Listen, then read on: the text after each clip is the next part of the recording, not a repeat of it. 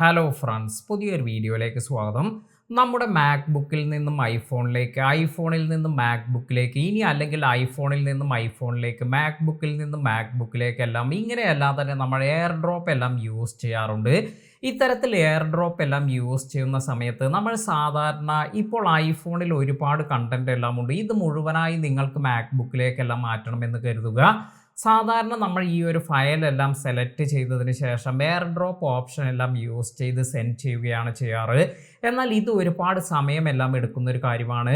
ഈ ഒരു air drop use ചെയ്തുകൊണ്ട് തന്നെ കുറച്ചുകൂടി ഫാസ്റ്റായി നമുക്ക് ഇത്തരത്തിൽ ഈ ഒരു ഫയൽസ് എല്ലാം ട്രാൻസ്ഫർ ചെയ്താലോ.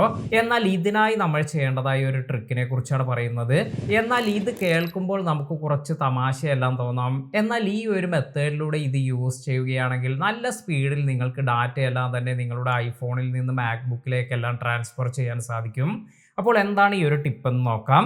ഇതിനായി നിങ്ങളുടെ ഐഫോണിൽ നിങ്ങൾ ഇതുപോലെ USB-C ടു USB-C, ഇപ്പോൾ പുതിയ ഐഫോൺ എല്ലാം ആണെങ്കിൽ ഇത്തരത്തിലുള്ള ഒരു കേബിൾ എല്ലാം ഇതെല്ലാം യൂസ് ചെയ്ത് നിങ്ങളുടെ ഐഫോണും അതുപോലെ മാക്ബുക്കും കണക്ട് ചെയ്യുക.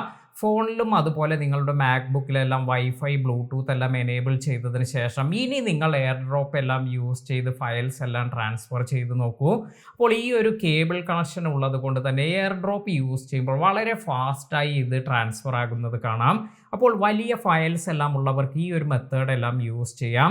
ഇനി പഴയ ഫോൺ എല്ലാം ഉള്ളവരാണെങ്കിൽ അവർക്ക് ലൈറ്റ്നിങ് കേബിൾ ടു USB-Cയിലേക്ക് കണക്ട് ചെയ്യുകയാണെങ്കിൽ ഈ ഒരു കാര്യം യൂസ് ചെയ്തും ഇത്തരത്തിൽ വളരെ പെട്ടെന്നെല്ലാം ഡാറ്റ എല്ലാം ട്രാൻസ്ഫർ ചെയ്യാം, അല്ലെങ്കിൽ ഫോട്ടോസ്, വീഡിയോസ് എല്ലാം ട്രാൻസ്ഫർ ചെയ്യാം.